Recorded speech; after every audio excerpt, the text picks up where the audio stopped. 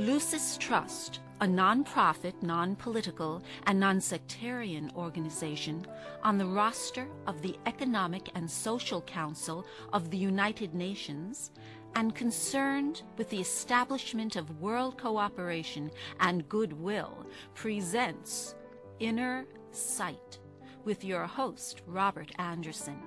He, with Sarah and Dale McKechnie, President and Vice President of Lucis Trust, will discuss philosophical and spiritual topics essential to everyday life. Now here's your host, Robert Anderson. Hello, ladies and gentlemen. Welcome to Inner Sight. Inner sight is simply seeing that which is always present, but not yet fully recognized. You have, within you, the ability to see yourself and the world around you in a new way, with new eyes. So, stay with us, and together we'll look at the world and ourselves with inner sight. Our topic for today is crisis. And I've got a thought from Alice Bailey. And Alice Bailey, by the way, is the founder of the Lucis Trust organization, and Lucis Trust sponsors this show. And she wrote 24 volumes of books, and all of the dialogue that you hear on this show emanates from the works of Alice Bailey. And so does this thought, by the way. There is a crisis in human affairs. This must be viewed in terms of opportunity and not in terms of cataclysm or catastrophe. I really agree with that. I think that any time that I've gone through a crisis, I know that when I look back on that crisis, that many times I've grown. I've become a stronger human being. I've learned about my weaknesses, my shortcomings, and I've kind of become aware of areas of my life that I really have to work on and improve. I can't say that I like to go through these crises, but those are the times in my life where I've really grown the most, and I guess that's what it might have. It might have something to do with that, but let's ask Sarah and Dale about that. What is the real meaning of crisis, and why does it have such a negative connotation? Crisis, according to the dictionary, is a decisive point or a turning point that leads to something better or something worse, depending on how you handle it. And that brings to mind kind of a hackneyed phrase, but I'll trot it out anyway, that the Chinese character for crisis is a combination of the characters for danger and opportunity. And that's what's implied in what you were saying in your introduction, and what's implied in the statement of Alice Bailey, that it has to be viewed in terms of opportunity, but because it does provide a point of choice and decision, there is that danger that you might choose wrongly. But the spiritual path teaches us, even through our mistakes, we can learn sometimes the best lessons through our mistakes. So I think we mustn't stand on pride and fear too much. None of us would willingly make mistakes, I don't think. But when they happen, we can still mine them for the gold they might contain within them. And I think that's what you were saying when you look back on crises and realize that you've really gained from them. Yeah, I think crisis has a negative connotation because it's usually been associated with some kind of tragedy or something breaking apart, whether it be the family unit or a business. People go through these crises all the time. Health crises. Something seems to be breaking down. So, and it's something that was a situation that was considered to be stable and sure, and now it's seen to be falling apart. So it becomes kind of a tragic event in people's lives, and that's how they tend to associate crisis. But as you say, it's an opportunity, if they can see it that way, to opportunity to grow and to move beyond that stage. I think people have the tendency to second-guess themselves, second-guess their choices. We probably all do that. We look back on our life and say, oh, maybe I should have done something differently. Maybe I should have handled something differently. And I think that starts even when you're a young student. One moment of crisis that occurs to me from what you were saying is when you finish your schooling and you have to make a choice about what you're going to do with your life.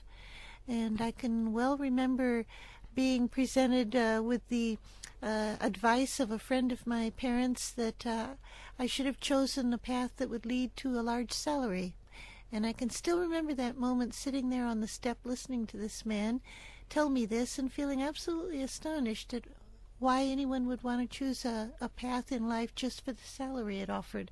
But that was back in the 60s. Anyway, it reminds... Then you went into the Peace Corps. He thought that was a very bad choice because he's quite right. It didn't offer much of a salary.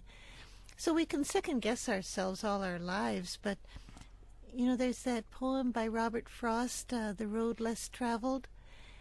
He said, 2 roads diverged in a wood, and I took the one less traveled by, and that has made all the difference. Mm-hmm. Well, we make our choices according to the best wisdom and reasoning we have at the time, and those are our points of crisis, and all we can do is try to learn from them. Yes, as I said earlier, I mean, it's we come to these points where choices have to be made and can be made, and I think it's for a real purpose that we arrive at these points, because something deep within us is trying to tell us something. And if we arrive at a certain plateau and things begin to fall apart and we wonder what's going on, what's happening, why is all this happening to me? Well, I think maybe the soul or that inner self is really forcing the process and creating this kind of situation that has to be resolved. So you're saying that the soul could actually present us with crises? Yes, I think so. Yeah. And that's quite different, you know, than traditional society looks at crises. I think one reason that crisis has a negative connotation is that most of us probably think we've done something wrong if we come to a crisis. We must have slipped up and made a mistake because we've entered into a situation where things seem shaken up, we're facing the unknown, and things aren't humming along ever so smoothly. And that's the very time that the soul may create more pressure, bring more light into your life and cause more discontent, and thereby creating a lot of doubt in your mind. And all of that's good. Yeah, that's exactly what the soul intends to do. Yeah, we've talked before, I think, on this program about friction in the spiritual life, that the friction of the soul against the interests of the personality is painful, but it also produces growth. And most of us would think friction would be a very bad thing. But in fact, it's the higher, more inclusive, more expansive energy of the soul bumping up against the personality, which always seems to seek the preservation of self-interest and the status quo and the material comfort.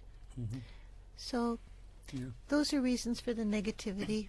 I'm intrigued by what you said earlier about looking for the gold in a situation. The gold, yeah. And from that, kind of gathering the idea that in every apparent negative situation, is it best if we always look for the blessing within the negative situation? I think absolutely. That's something I really believe, that there is no circumstance that does not offer some gain to the life of the soul. If you find yourself in prison for having committed a terrible crime, that would be, to me, one of the worst things that could befall a human being.